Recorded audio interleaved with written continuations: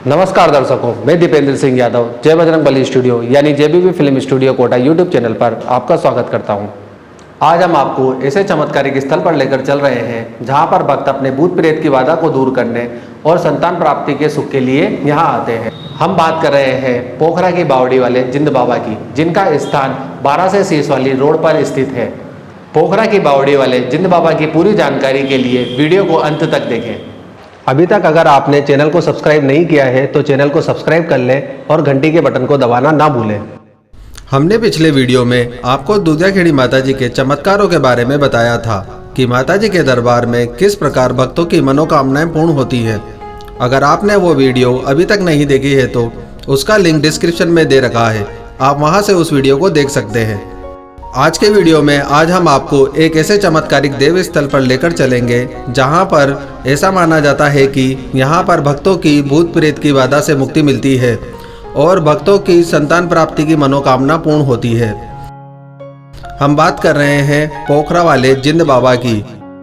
बाबा के स्थान के बारे में पूरी जानकारी के लिए वीडियो को अंत तक देखें। किसी भी प्रकार के कार्य के लिए बाबा के दरबार में कोई पैसा नहीं लिया जाता है।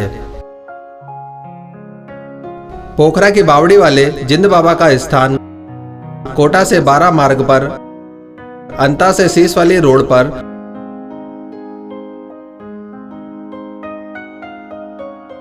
बड़गांव में एक बोर्ड लगा हुआ है जहां से पोखरा की बावड़ी के लिए रास्ता जाता है।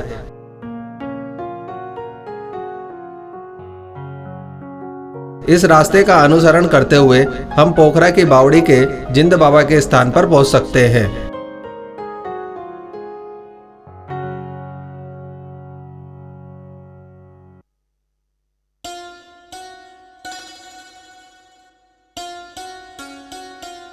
बाबा के स्थान के बारे में पूरी जानकारी के लिए वीडियो को अंत तक देखें।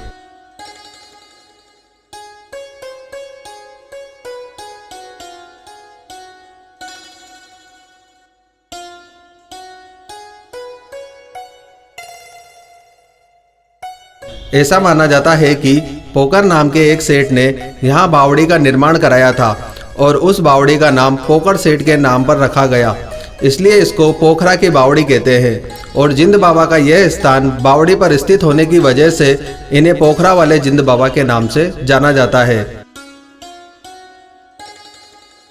जिंद बाबा के स्थान पर दर्शन करने के प्रमुख दिन प्रत्येक रविवार और 11 है। देव उठनी 11 के दिन को बाबा के स्थान के दर्शन करने का सबसे प्रमुख दिन माना जाता है और ऐसा माना जाता है कि पोखरा की बावड़ी के जिंद बाबा के दर्शन और पूजा करने से बाबा के आशीर्वाद से भक्तों की मनोकामनाएं पूर्ण होती हैं। जिंद बाबा के स्थान के प्रांगण में माताजी, भैरू जी, शिव जी और हनुमान जी की प्रतिमाएं भी स्थापित हैं। रविवार और 11 के दिन बाबा की आरती दोपहर 12 बजे होती है। उस आरती में शामिल होने पर भक्तों को आशीर्वाद प्राप्त होता है। ऐसा माना जाता है कि बाबा के स्थान पर भक्त संतान प्राप्ति की मनोकामना और भूत प्रेत की बाधा और अपने बिगड़े हुए काम बनवाने के लिए जाते हैं।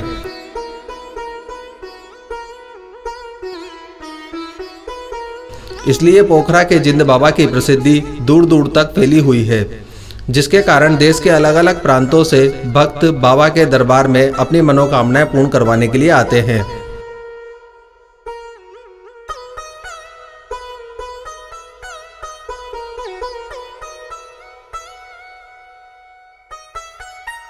बाबा के स्थान के बारे में पूरी जानकारी के लिए वीडियो को अंत तक देखें।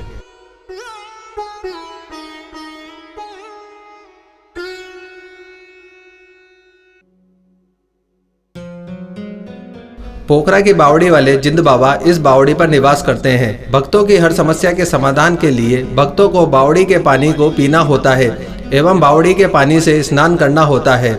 स्नान करने के लिए स्नान घर की व्यवस्था अलग से है। ऐसा माना जाता है कि बावड़ी के पानी से स्नान करने और पानी पीने से भक्तों की समस्या का निवारण और उनकी मनोकामना पूर्ण होती है।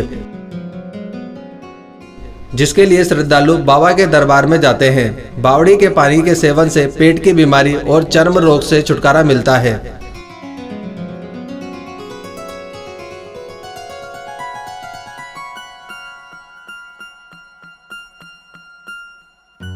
यहाँ पोखरा वाले जिंद बाबा के स्थान पर देवउठनी 11 के दिन 3 दिवसीय मेला भी लगता है, जिसमें हजारों श्रद्धालु दूर दूर से बाबा के दर्शन के लिए आते हैं।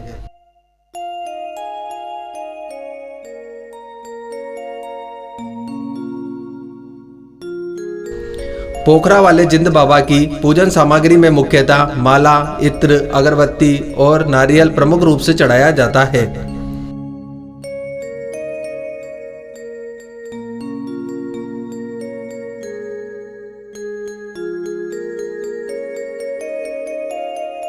और ऐसा माना जाता है कि पोखरा की बावड़ी के जिंद बाबा के दर्शन और पूजा करने से बाबा के आशीर्वाद से भक्तों की मनोकामनाएं पूर्ण होती हैं।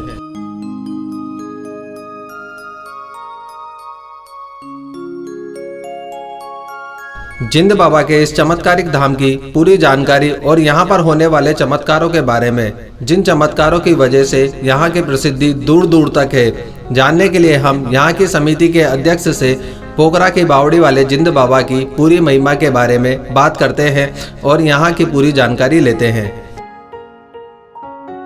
आज हम पोखरा की बावड़िया हैं, यहाँ के ये अध्यक्ष हैं।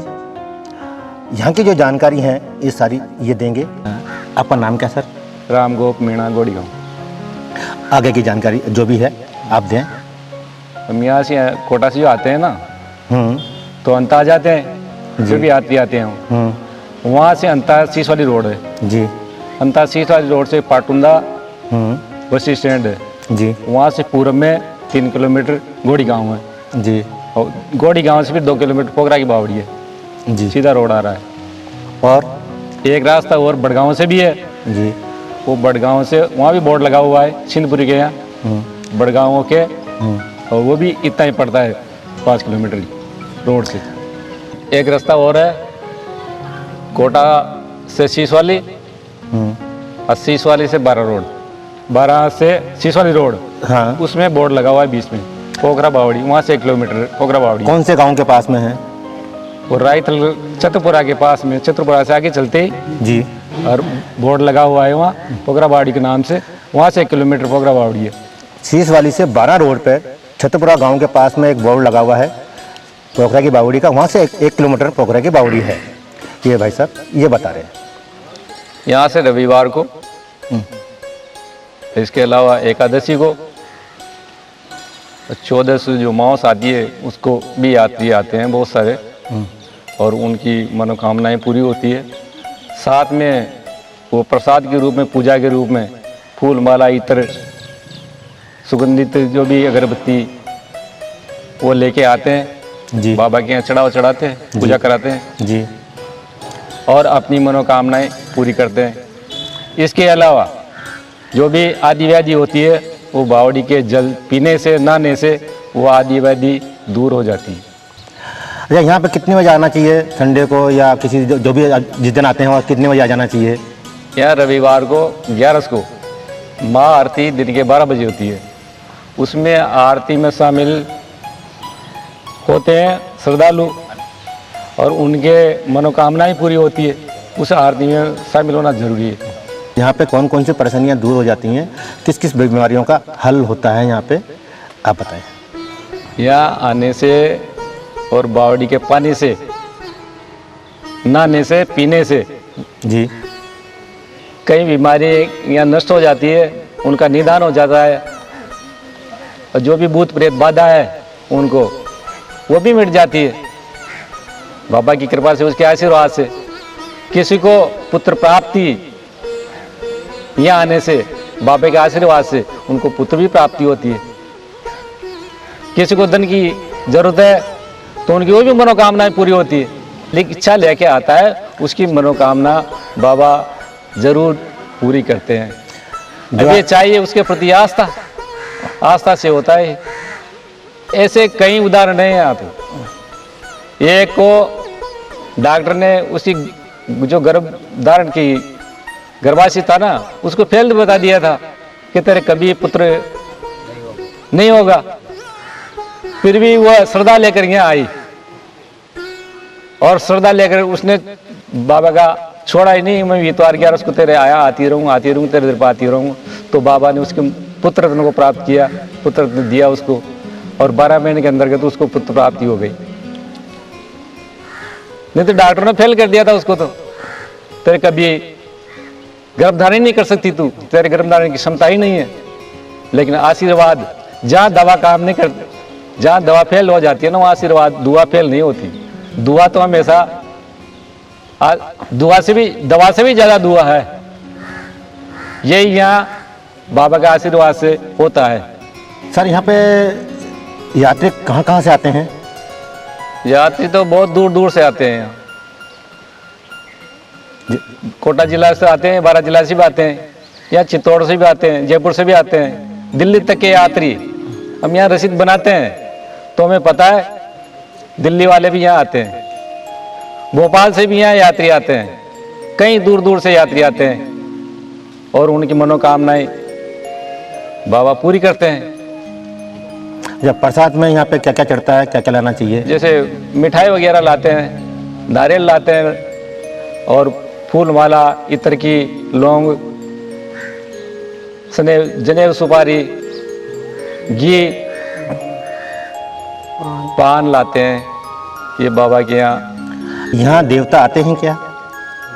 देवता यहाँ आते हैं स्थान, ये तो कोई व्यक्ति ऐसा है नहीं जिसके सिर पे देवता आते हैं। बार बार से जो भी व्यक्ति आते हैं, वो जिनको गोटिया कहते हैं, उनके ही देवता आते हैं। वो तो कई दूर दूर से आते हैं, उनके साथ ही आते हैं वो व्यक्ति। तो सर यहाँ पे जागरण भी होते हैं? जागरण भी होते हैं, रविवार को भी जागरण आते हैं यहाँ, 11 को भी जागरण आते हैं, 10वीं को भी आते हैं। अगर 14 की जो भावस आती है उसको भी जागरण आते हैं, रात्रि जागरण होते हैं। कभी कभी तो यहाँ इतने जागरण हो जाते हैं कि जगह भी पर्याप्त नहीं मिलती उनको, जो लोग पहले एडवांस बुकिंग करा जाते हैं। यहाँ क्या है, एक समिति बनी हुई है, श्री जिंदगी जी महाराज राजकुमार विकास एवं जनसेवा समिति।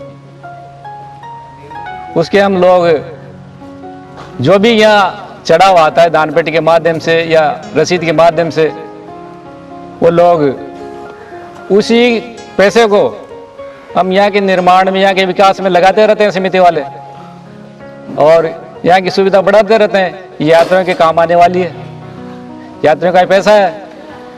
आप सभी श्रद्धालुओं से हमारा निवेदन है समिति की तरफ से कि आप जो भी इस निर्माण कार्य में सहयोग करना चाहें, वो कृपा करके रसीद बना लें या दान पात्र में अपनी जो भी सहयोग राशि प्रदान करें वो दान पात्र में डाल दें।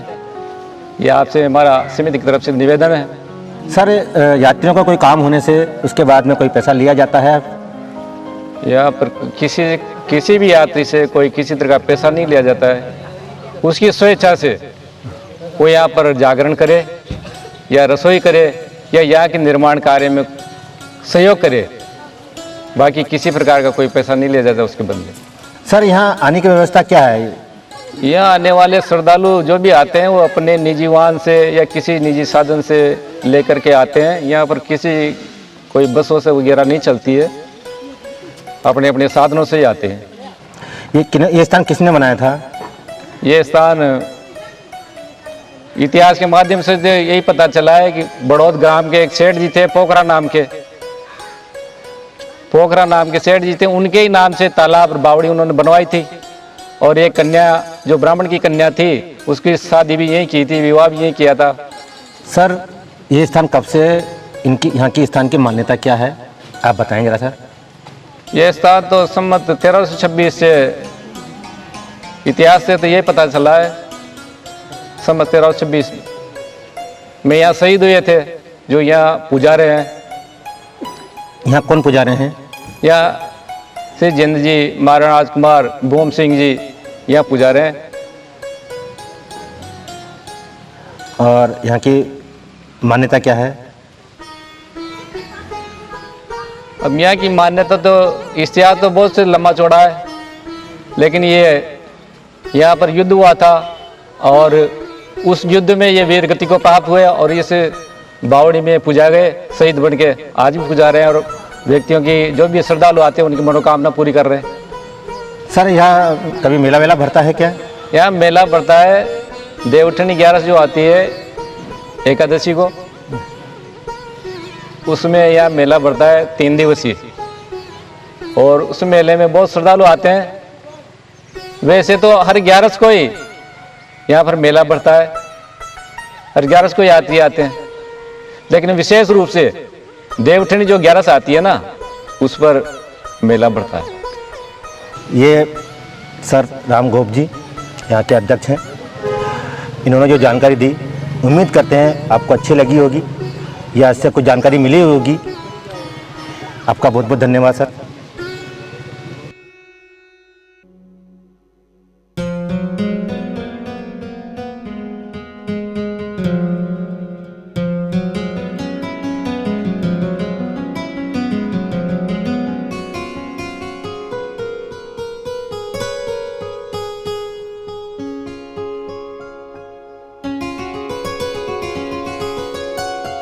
जिंद बाबा के स्थान पर जाने के लिए हमने डिस्क्रिप्शन में गूगल मैप का लिंक दे रखा है, जिससे जो भी भक्त वहां जाना चाहता है वह आसानी से वहां जा सके।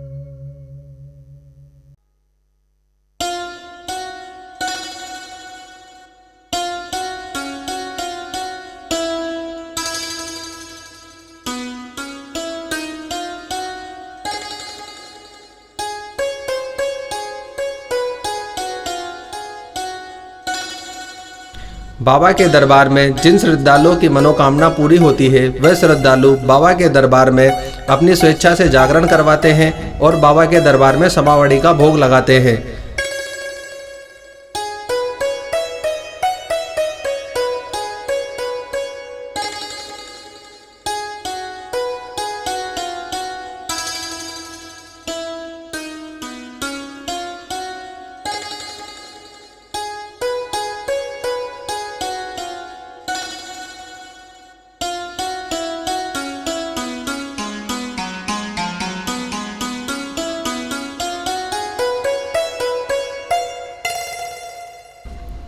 उम्मीद करते हैं पोखरा की बावड़ी वाले जिंद बाबा के स्थान के बारे में दी गई जानकारी आपको पसंद आई होगी। अगर आपको ये वीडियो पसंद आया हो तो वीडियो को अधिक से अधिक शेयर करें और वीडियो को लाइक करें और अपने विचार कमेंट करें और चैनल को सब्सक्राइब करना ना भूलें।